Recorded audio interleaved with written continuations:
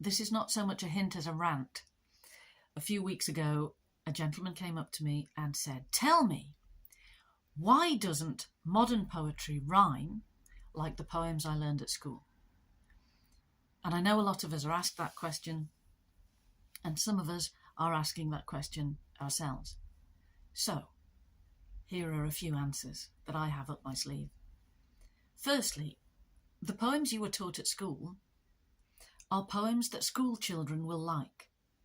They have strong rhymes because they're easily memorable, because they help to tell a story, because they illustrate very clearly to a class of unruly children how poetry is different to prose.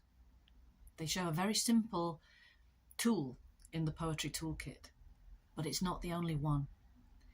And when you're writing about adult themes, about more subtle themes like lost love or war crimes or changing seasons, it might be that you have to reach for something which operates on a less obvious level. Secondly, the poems you learned at school, and that, forgive me, was probably not yesterday. If you're in your 70s, for instance, you were at school 50 years ago, let us say, and the poems you were learning were already 50 or 60 years old. They're now about a century old, and the best of them survive as well as they ever did. But some of them don't. Some of them have dated. Fashions change. Fashions in architecture, fashions in cars, fashions in music, fashions in poetry. They'll change back again, but for now, we're playing with different forms and different ideas. Of course, it's a myth that poetry used to rhyme and doesn't now. A lot of poetry now does rhyme, but in different ways. A lot of poetry then didn't rhyme. Shakespeare wrote many of his finest works without rhymes. Paradise Lost is in blank verse, and so on and so on. We know that.